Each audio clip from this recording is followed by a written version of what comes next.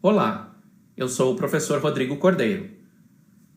Nessa última parte da série sobre estrutura eletrônica, mostraremos de que forma a distribuição dos elétrons pelos orbitais afeta um conjunto de propriedades dos elementos químicos, conhecidas como propriedades periódicas. A tabela periódica é um conjunto de todos os elementos químicos conhecidos, sejam eles naturais ou produzidos artificialmente em laboratório. Cada elemento é caracterizado pelo seu número atômico, ou seja, o número de prótons no núcleo. As linhas da tabela são denominadas períodos. Note que o número atômico aumenta conforme percorremos um período da esquerda para a direita. As colunas são os grupos. Eles são numerados de 1 a 18 e contêm um conjunto de elementos com propriedades semelhantes. Por exemplo, os elementos do grupo 1, conhecidos como metais alcalinos, são bastante reativos quimicamente, podendo combinar-se com outros elementos de forma explosiva. O hidrogênio é considerado um elemento à parte e não está incluído nesse grupo. Os elementos do grupo 18 são os gases nobres. Possuem baixa reatividade química, sendo encontrados na natureza na forma atômica. A tabela periódica está organizada de acordo com um padrão de propriedades e reatividade química dos elementos. É interessante que, se você escolher alguns elementos aleatoriamente e escrever a sua distribuição eletrônica, também verá um padrão. Por exemplo, todos os elementos dos grupos 1 e 2 possuem um orbital do tipo S como camada de valência. Além disso, o número total de camadas coincide com o número do período. Outro exemplo: os elementos dos grupos 13 a 18 possuem distribuições eletrônicas que terminam em orbitais p. O fato de a tabela seguir um padrão tanto nas propriedades como na distribuição eletrônica dos elementos indica que essas duas coisas estão relacionadas. Se tivermos um conjunto de elementos químicos e determinarmos sua distribuição eletrônica, podemos prever como suas propriedades variam de um para o outro. Uma dessas propriedades é o raio atômico. Se você imaginar o átomo como uma pequena esfera, o raio é uma medida de seu tamanho ou do grau máximo de aproximação entre átomos vizinhos. O raio atômico é o que chamamos de propriedade periódica. Ele diminui e aumenta periodicamente conforme percorremos a tabela periódica em ordem crescente de número atômico dos elementos. Note o padrão. Conforme percorremos um período da direita para a esquerda, o raio aumenta. Conforme percorremos um grupo de cima para baixo, o raio aumenta também. Os maiores átomos estão no canto inferior esquerdo da tabela e os menores no canto superior direito. Mas como podemos explicar essas tendências? Comecemos pela variação do raio dentro do mesmo grupo.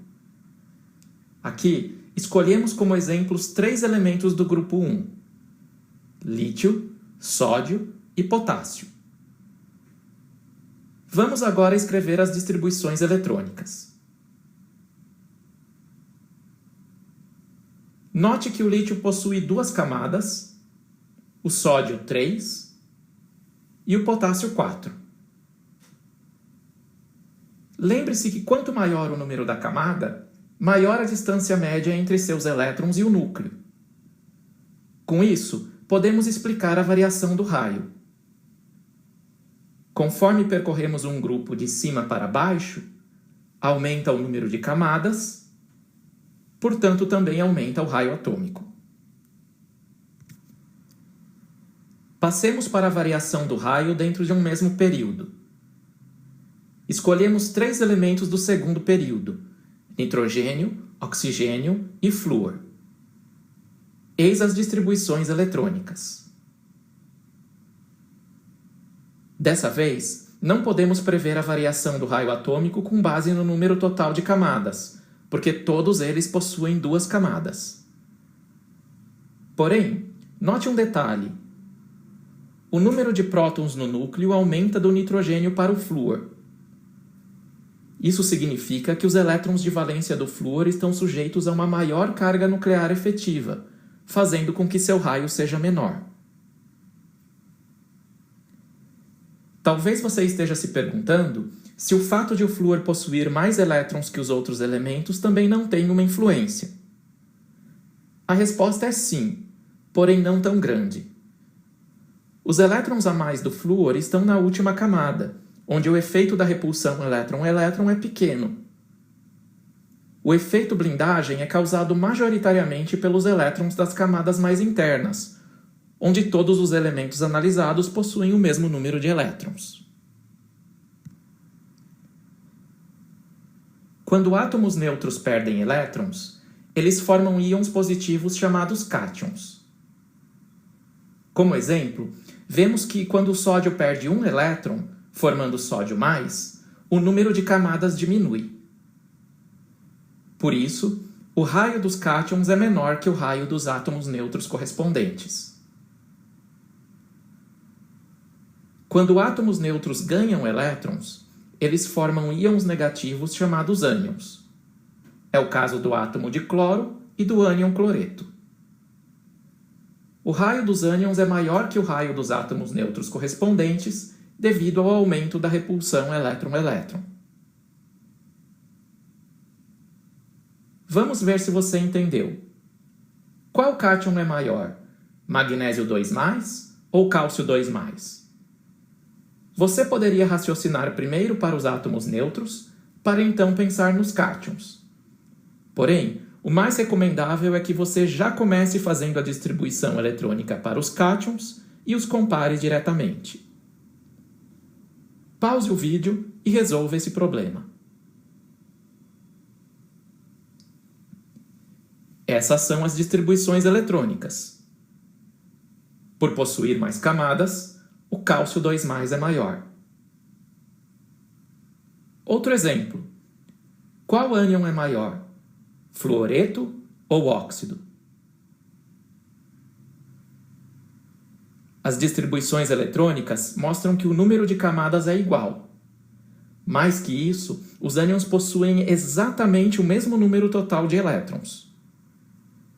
Porém, a carga nuclear efetiva sobre os elétrons de valência é maior no caso do fluoreto. Concluímos que o óxido é maior. Outra importante propriedade periódica é a energia de ionização.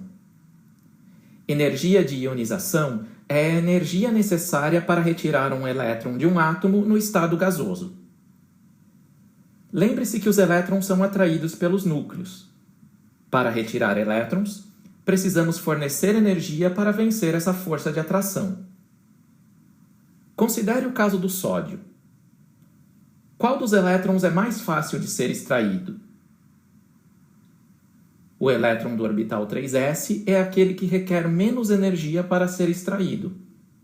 Ele é o elétron de valência, mais afastado do núcleo, portanto mais livre que os outros elétrons. A primeira energia de ionização do sódio corresponde a 496 kJ por mol. Dizemos primeira porque poderíamos fornecer mais energia para extrair um segundo elétron. Porém, note que ele viria de uma camada mais interna. Isso torna a segunda energia de ionização do sódio quase 10 vezes maior que a primeira. Por isso, encontramos compostos químicos com o sódio na forma de sódio+, porém não de sódio 2+. Olhe agora para o caso do magnésio. A primeira e a segunda energias de ionização são parecidas, porque ambos os elétrons são extraídos da camada 3.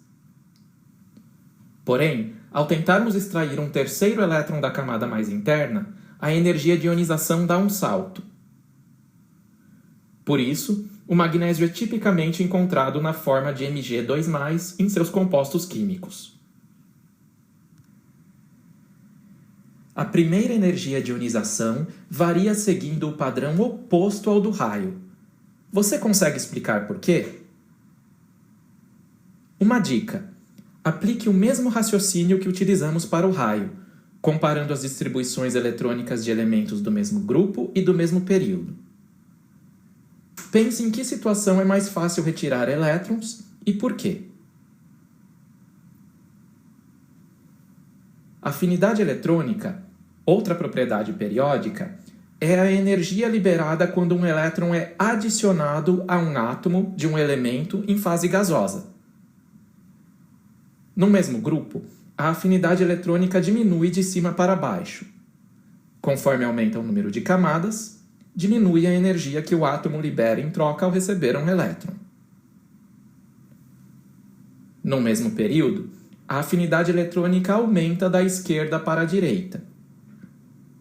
Nesse sentido, o número de camadas permanece igual, mas a carga nuclear efetiva aumenta, fazendo com que os elementos liberem mais energia ao receber um elétron extra. Há exceções. Por exemplo, os gases nobres possuem baixa afinidade eletrônica por já terem a última camada completa com 8 elétrons. Estamos chegando ao final dessa aula. Quando comparar propriedades de elementos químicos, comece identificando se eles pertencem ao mesmo grupo, com diferentes números de camadas, ou ao mesmo período, com o mesmo número de camadas, mas cargas nucleares diferentes. Você utilizará basicamente o mesmo raciocínio para todas as propriedades periódicas, com pequenas adaptações.